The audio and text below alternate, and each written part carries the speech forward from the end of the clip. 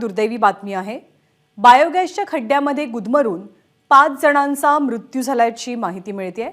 एका मांजरीला वाचवताना 5 जण बायोगॅसच्या खड्ड्यामध्ये पडले आणि इथेच त्यांचा गुदमरून मृत्यू झाला।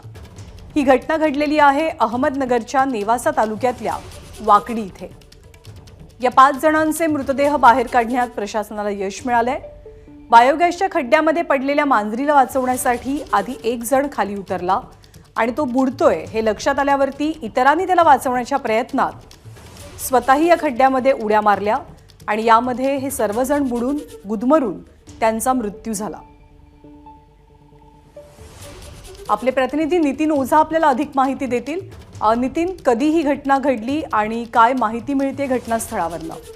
नाळेगाव निश्चितच पाहिलं तर गुढीपाडव्याच्या दिवशी ही दुर्दैवी घटना घडलेली आहे। नेवासा तालुक्यातील वाकडी या गावात हा सगळा प्रकार घडला।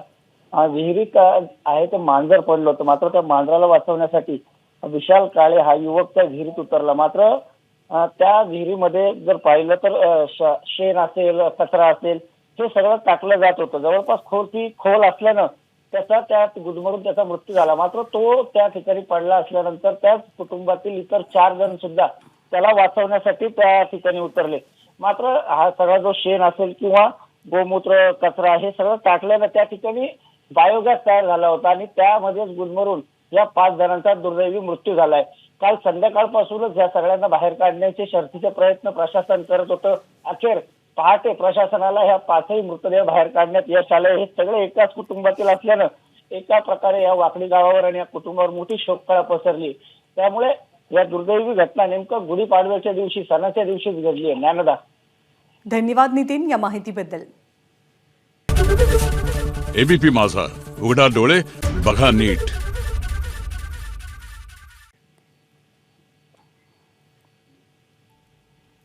आणि यानंतर विविध घडामोडींचा आपण घेणार आहोत वेगवान